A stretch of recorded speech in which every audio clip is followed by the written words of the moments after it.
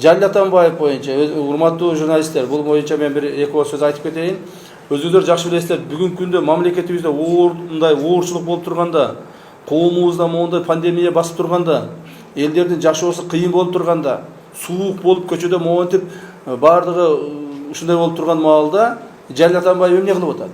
Миңдеген адамдар топтоп алып той берип атат. Биз ойлойбуз, бул элдин коомчулуктун бетине түкүргөндүк болот.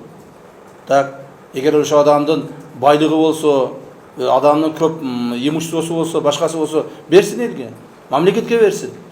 Мына той кылып, тоюнда 3-4 жанагы машинаны призге коюп, бул деген өтө мындай элди тоготпогондук болуп эсептелинет. Мындан ары андай болбойт.